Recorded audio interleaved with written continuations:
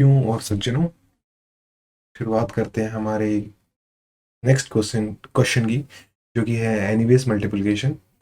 यार, इस क्वेश्चन में क्या बोला गया है? इस क्वेश्चन में बोला गया है कि तुमको दो नंबर्स मिलते हैं, n1 और n2। ठीक है, फॉर एग्जांपल यहाँ पे मिलता है तुमको 247 और यहाँ पे मिलता है 56। ठीक है, और ये दोनों एक ही बेस के हैं। फॉर एग्जांपल ये दोनों बेस के हैं 8 के, ऑक्टल के हैं। ठीक है, हमको इनकी मल्टीप्लिकेशन करनी है, और जो आंसर आएगा ना, इनकी मल्टीप्लिकेशन करके जो आंसर आएगा वो भी किस में होना चाहिए? हमारे बेस में होना चाहिए, जो हमको गिवन है। ठीक है, तो मैं तुमको मल्टीप्लाई करके दिखाता हूँ कैसे करते हैं। 247 6, पहले मैं नॉर्मल मल्टीप्लिकेशन करके दिखाऊंगा, फिर मैं तुमको दिखाऊंगा कि कोड करने के लिए हमको जो एल्गोरिथम चाहिए वो क्या है। ठीक है, 6 7 42। 42, क्या 42 यहाँ पे आ सकता है? जी नहीं, यहाँ पे बिल्कुल नहीं आ सकता, क्योंकि यहाँ पे ऑक्टल बेस का है। तो यहाँ पे सिर्फ आ सकती है आपकी 0 से लेके 7 तक की वैल्यू। 42 को हम क्या करेंगे, 8 से डिवाइड करेंगे। क्वोशिएंट आएगा हमारे पास 5, रिमाइंडर आएगा 2, तो यहाँ पे आएगा रिमाइंडर। ठीक है, और वो रिमाइंडर कैसे आएगा? उस रिमाइंडर को हमको मल्टीप्लाई करना पड़ेगा हमारे पावर के साथ। ये पावर क्या चीज़ है, ये मैंने एनी बेस एडिशन में आपको बताया है। अगर आपको नहीं समझ में आ रहा तो वो वीडियो देख के आइए। ठीक है, ये पावर हम अपने आंसर को अलाइन करने के लिए यूज़ करते हैं। ठीक है, इनिशियली मेरा पावर है यहाँ पे 1। ठीक है, मेरा जो क्वेश्चन है हो गया 5। 6 4 का कितना होता है? 24। 24 और 5 कितना हो जाएगा? 29। अब 29 क्या यहाँ पे आ सकता है? जी नहीं, बिल्कुल नहीं आ सकता।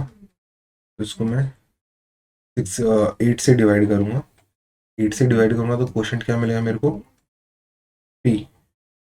ठीक है, और जो रिमाइंडर मेरे को मिलेगा वो मेरे को मिलेगा, हाँ, कितना मिलेगा? 24 5 मिलेगा। ठीक है, तो 5 अगेन कैरी चला जाएगा, जो क्वेश्चन है वो कैरी चला जाएगा, और जो रिमाइंडर है वो मेरा यहीं पे रह जाएगा।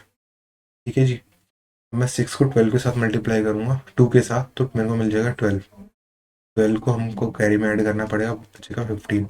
या 15 यहाँ पे आ सकता है?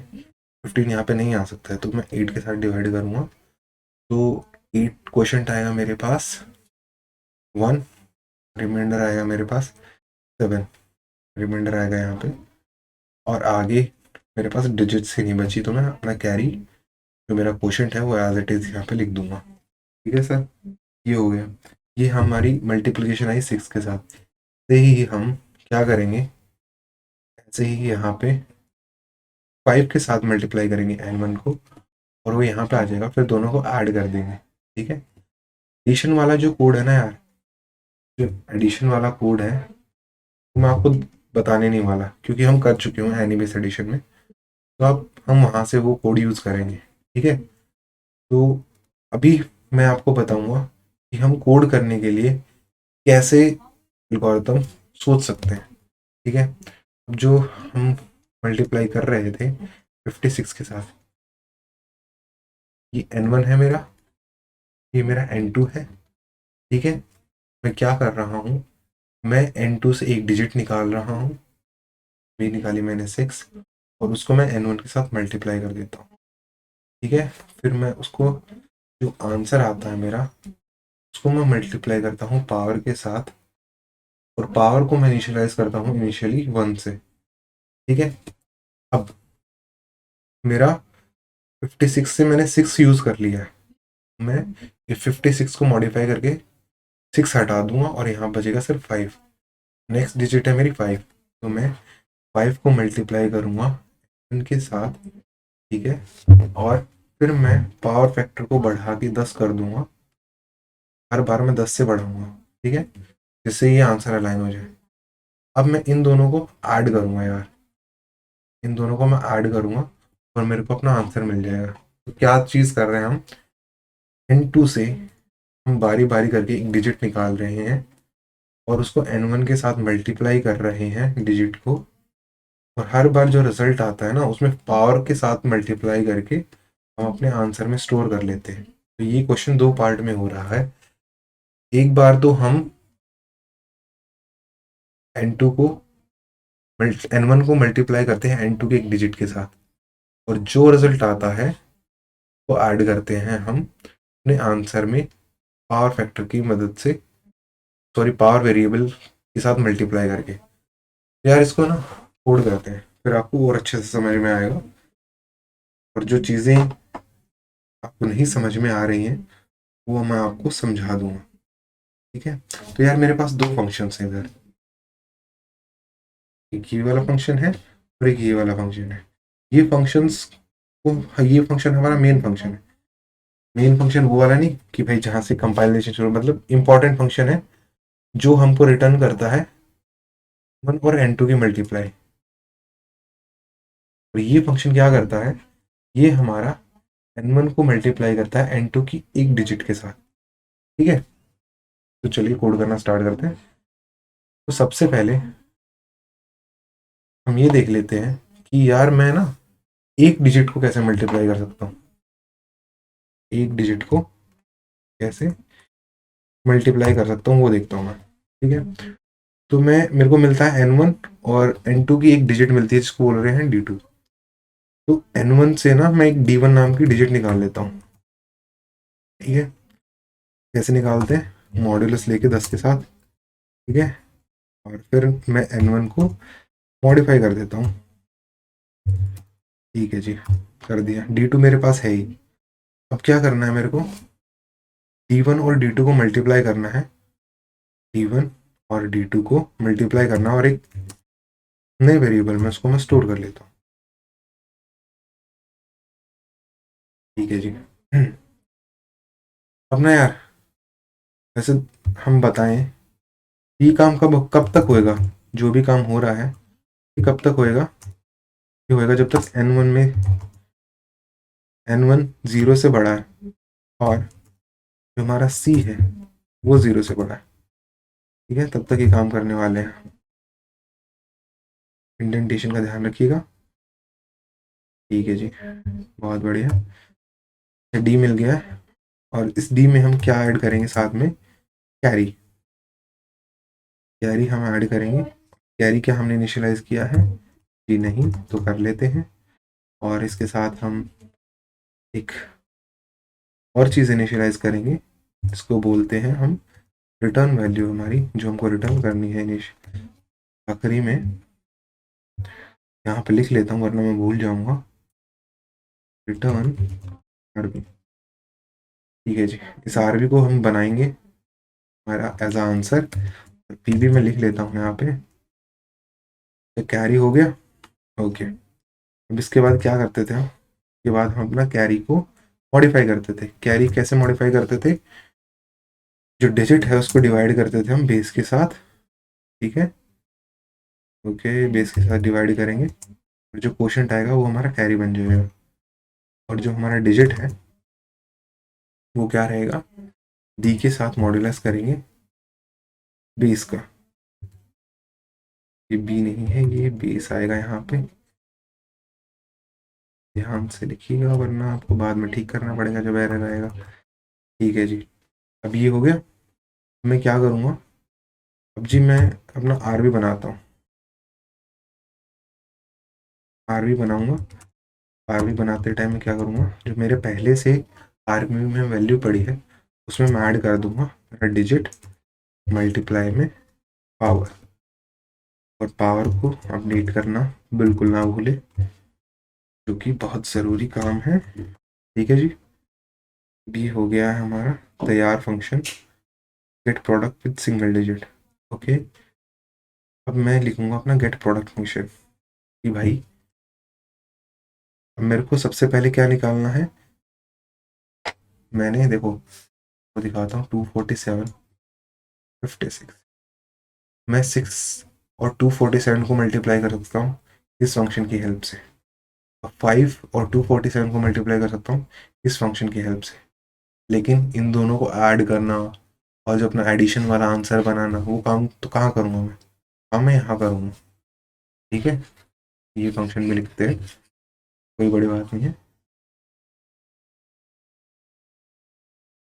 ठीक है, अच्छा वो बगल में लिख ही देता हूँ मैं, लिखा रहने देता हूँ, हेल्प मिलेगी उससे। 247। सबसे पहले मैं 6 निकाल लेता हूँ डिजिट, ठीक है। मैं 6 डिजिट निकाल लेता हूँ यहाँ से, जो कि है मेरी D2। N1 को मैं 2 से निकालनी है, बस 10 करके, ठीक है जी। अब ये निकाल ली। मैं क्या करूँगा, अब मैं करता हूँ एक चीज़, देखिएगा ध्यान से बड़ा।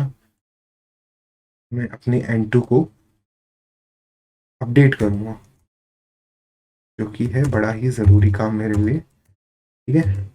अच्छा ये हो गया। अब मैं नया वेरिएबल बनाता हूँ, product with 1 digit, product with 1 digit, ठीक है। और मैं इस फंक्शन को कॉल कर देता हूँ, कंट्रोल सी, और यहाँ पे आया, आजा भाई, ठीक है। ये फंक्शन को क्या क्या चाहिए, एक बेस चाहिए, और मेरा N1 चाहिए, और D2 चाहिए, ठीक है। अभी मेरे लिए एक डिजिट के साथ प्रोडक्ट करके ले आएगा, लेकिन अच्छा तो यार सॉरी, तो अपना ये काम कब तक होगा, ये होगा अपना काम जब तक N2 ग्रेटर देन 0 है, तब तक होगा। और और क्या चाहिए हमें, और चाहिए होगा जी हमें पावर वेरिएबल, ठीक है, 1 के साथ। और चाहिए होगा RB, जो कि हमें रिटर्न करना है। कहाँ पे रिटर्न करेंगे इसको, यहाँ पे। इंडेंटेशन गलत है, मेरे को पता है, ये करने वाला हूँ मैं, टेंशन ना लो यार, मेरा भाई है तुम्हारे साथ, टेंशन मत लो, ठीक है। अच्छा जी, प्रोडक्ट विद 1 डिजिट आ गया। अब मेरे को ये फंक्शन का यूज़ करना है सम करने के लिए, ठीक है। मैं सम करता हूँ। अच्छा, RB में क्या ऐड करना है मेरे को, RB प्लस गेट सम, और गेट सम जो मेरे को ला के देगा ना यार, वो एक सेकेंड, ये RB में मेरे को ऐड नहीं करना है। RB देखो क्या बोल रहा हूँ मैं, जो हमारा आंसर बनेगा ना, जो हमारा आंसर बनेगा ये वाला, ये एक्चुअली शुरू में 0 है, जो मैंने यहाँ पे इनिशियलाइज किया है। अब मैं ये लेके आ रहा हूँ रिजल्ट, यहाँ पे लेके आया, उसको मैंने RB में डाला, ठीक है। अब मैं फिर ये लेके आया, फिर मैंने इन दोनों को ऐड किया, फिर RB में डाला, ठीक है। ये बोल रहा हूँ मैं, नहीं समझ में आया तो वीडियो को थोड़ा सा रिवाइंड करो, और या मैं फिर समझा दूंगा थोड़ी देर में, दोबारा समझा दूंगा मैं, कि कोड देखो तुम लोग, वरना हम भटक जाएंगे कोड से, और वीडियो बन जाएगी बहुत ज़्यादा लंबी, ठीक है। यहाँ पे डालता हूँ मैं गेट सम। अच्छा जी, गेट सम को क्या क्या चाहिए, बेस चाहिए, N1 चाहिए, N2 चाहिए, बेस दे दिया हमने। अच्छा N1 क्या है हमारे पास, N1 है N1 हो, जो करंट RB है वो हमारा N1 होगा, और जो हमारा PWOD, प्रोडक्ट विद 1 डिजिट, इसको हम पावर के साथ मल्टीप्लाई करेंगे, ठीक है। और ये हो गया हमारा, पावर को अपडेट करना ना भूले, ठीक है। चला के देखते हैं,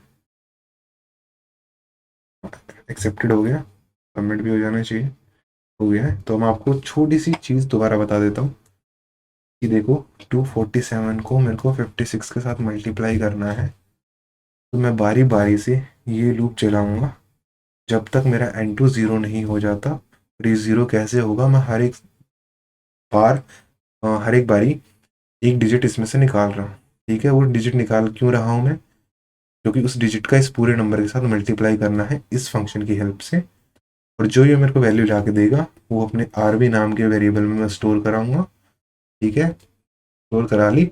अभी नेक्स्ट डिजिट जो वैल्यू ला के देगी वो मैं 10 के साथ मल्टीप्लाई करा दूंगा, यहाँ पे कुछ रिजल्ट आया, 10 के साथ मल्टीप्लाई कराने का मतलब क्यों है, क्या है कि हम इसको एक डिजिट आगे खिसका रहे हैं।